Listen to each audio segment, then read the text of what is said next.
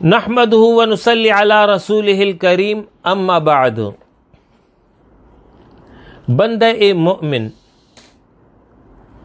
اللہ رب العالمین کی رضا اور خوشنودی کے لیے عمل اختیار کرتا ہے، اور اس عمل کے نتیجے میں اسے رب کی رضا اور جنت کے حصول کی امید ہوتی ہے۔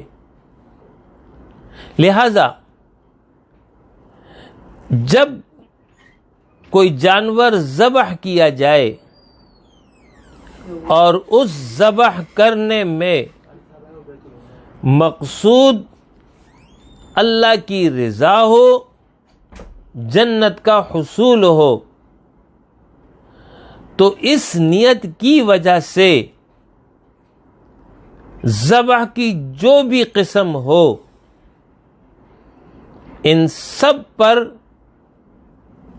اللہ رب العالمین کی رضا کی چونکہ امید ہے اور اس کی جانب سے جنت عطا ہونے کی امید ہے، لہذا یہ تمام صورتیں قربانی کے جانور میں جمع ہو سکتی ہیں۔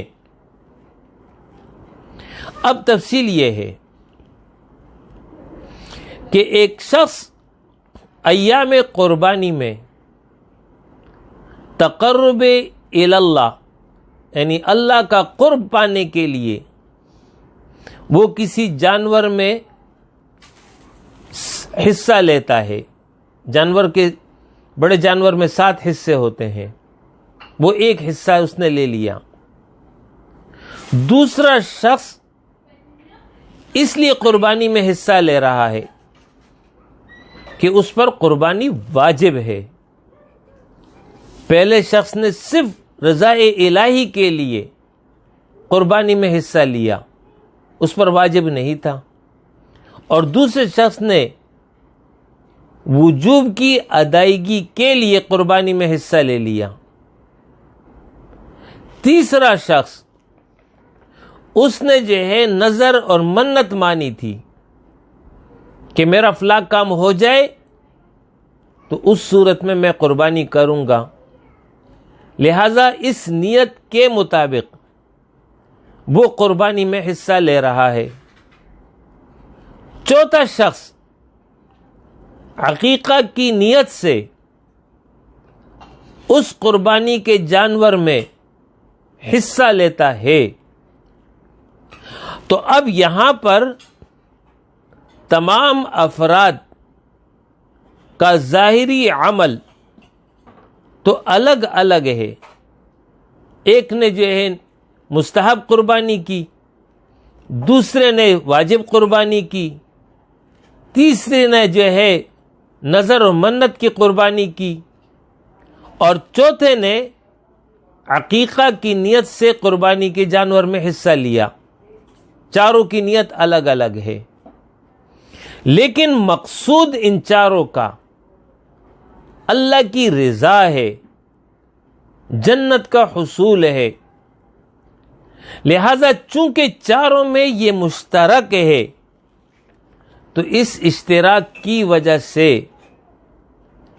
یہ عمل درست ہے، اور اس طرح قربانی کے جانور میں عقیقے کا حصہ بھی ہو سکتا ہے، نظر اور منت کا حصہ بھی ہو سکتا ہے، اور نفلی اور مستحب قربانی بھی ہو سکتی ہے۔ یہ سب جائز ہیں۔ یہاں پر عقیقے کے حوالے سے یہ سمجھ لیجئے کہ عقیقے کا عمل مسنون اور مستحب ہے، یعنی کر لیا تو اجر اور ثواب ہے، نہیں کیا تو گناہ نہیں ہے۔ تو جو صاحب استطاعت ہو اسے اپنے بچوں کا عقیقہ کرنا چاہیے۔ پھر عقیقہ میں لڑکے کے لیے 2 بکرا یا 2 بکری ہو، جبکہ لڑکی کے لیے 1 بکرا یا 1 بکری ہو، یہ مستحب عمل ہے۔ لہذا اس عمل کے ساتھ کوئی قربانی کے جانور میں حصہ لیتا ہے تو یہ جائز ہے۔ اقول قولی ھذا واستغفر اللہ لی ولکم ولسائر المؤمنین وآخر دعوانا ان الحمد للہ رب العالمین۔